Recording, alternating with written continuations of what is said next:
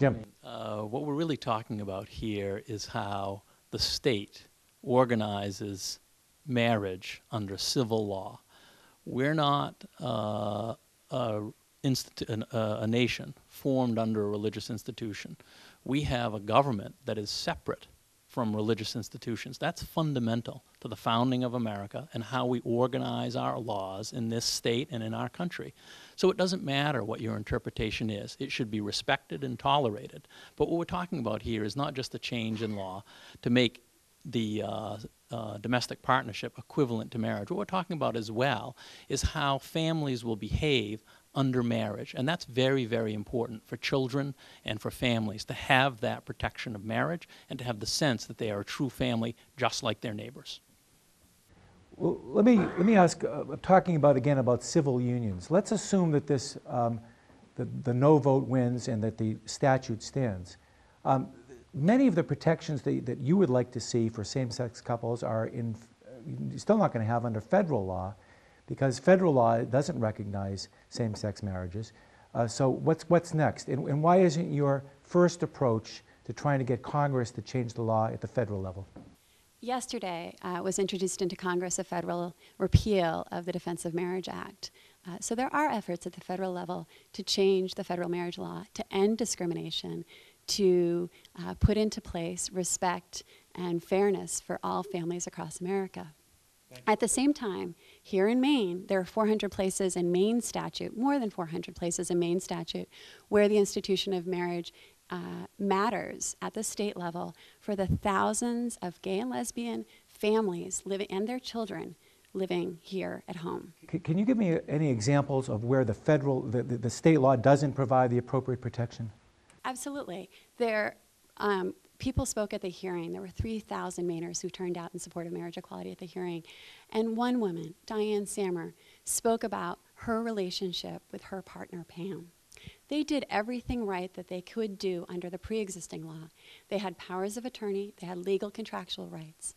When her partner died of a heart attack, the funeral home said she wasn't authorized to make the burial arrangements.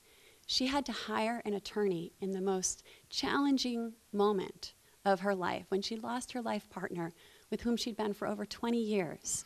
That's a significant difference. It's a concrete difference. That also exists in insurance, tax, family law. Maine law matters. We're going to come back in just a minute. I'm going to ask the yes folks if in fact that's true, that even if this were to fail, that there are differences so that same-sex couples don't have the protection that perhaps you even would agree that they need. We'll be right back with It's the Law. All right, we're back. I want to address a question to some of the people on the vote yes side of it. It's a comment that actually drew a little bit of fire in the last month or so in some of the materials that were provided on the Vote Yes website. And I'll give you a quote here, and I hope you all will remember this. It says, Maine's public schools should focus on reading and writing, not mandatory gay sex education. We need your immediate contribution to keep homosexual education out of Maine's classrooms. That was a statement that was made. How do you all respond to that? Is that what your understanding is, how the law would actually apply? Absolutely. I'm Mark from Freeport. Unfortunately, the whole process here involves destroying the traditional definition of marriage and rebuilding this new definition of marriage in order to accommodate same-sex marriage. In that process, you eliminate completely any mention of the male-female bonding and the reproduction aspects of it. It's a whole new definition. And now we have A and B coming together instead of male and female. So it's a whole new way of looking at things. It's a whole new enterprise that we're talking about. So when schools are going to be teaching about marriage, they're going to be, of course, going to be teaching about the legal definition of marriage, which is, of course, any two individuals, regardless of sex. And this is going to certainly lead to children asking a whole lot of questions about when did everything change, and that marriage now became about any two parties coming together. And when did the definition change from relationship-based or from child-based or family-based in the raising of children to now the dictates of couples coming together because they simply love each other? That's a whole new definition. Are schools going to make that decision themselves, in essence? I mean, this is going to be something that's made by school boards as opposed to the state imposing it on there. Isn't that, Oh, no question. Nobody's claiming that the state's going to impose their a curriculum onto the school system, because that's not how it works in Maine. But it's going to be in a natural development. When you create a law, there are all kinds of things that come with it, as we all know. And this is one of the downfalls that you're going to see of same-sex marriage, is that you're going to see a whole change in the curriculum of how marriage is taught. That's something we should be worried about? Well, I think there are, Jim? Roger, I think there are two issues that Mark raised. One is he's saying that marriage will be destroyed and then somehow recreated or configured. That's not right. If you're married today as a heterosexual couple, or in the future heterosexual couples want to marry, they can marry just as they always have. There's nothing that'll change, that'll be subtracted from the institution of marriage in this change in law. Nothing. In fact, what it does is add to the possibility that we have more stable, strong families raising well-adjusted children. In the school example, this is really a diversionary tactic by their campaign to scare parents into thinking that somehow there'll be gay sex education. My kids went through the public schools here in Central Maine. There was not teaching about marriage. What we should be teaching is respect and tolerance for families of all types. Single mothers, grandmothers who raise their children, aunts and uncles, guardians. There are all kinds of different families and many successful people who come from those families, not just families that have a mother and a father. Hey, let me ask the no folks another question.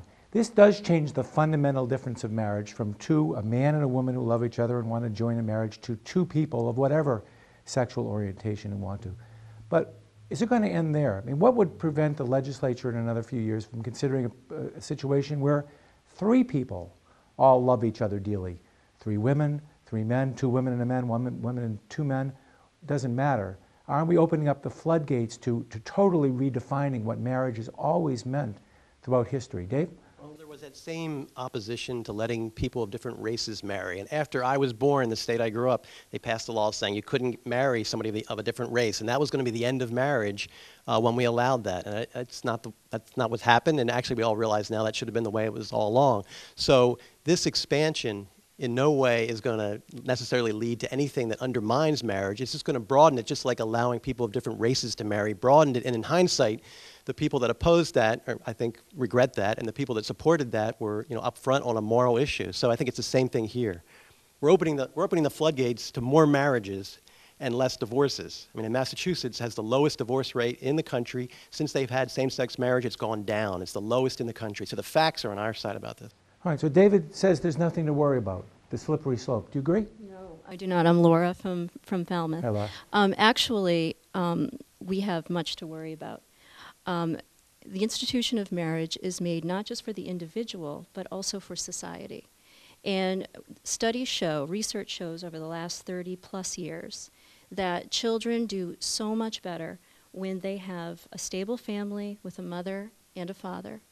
Children who are raised outside of a stable family with a mother and a father are not going to do as well emotionally, socially, physically, or academically. That's the fact that's been shown.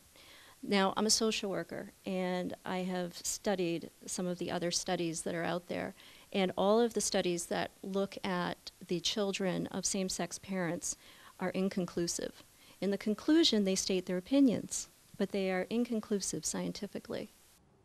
So one of the other arguments that are made on the yes side of this, that the marriage is a traditional situation, and it involves ultimately the propagation of society itself, the continuation of society, one of the most important pieces. And though there are some examples here that talked about interracial marriage, ultimately that can produce children. And isn't that kind of one of the big arguments that certainly you all have advanced about why it should remain the same?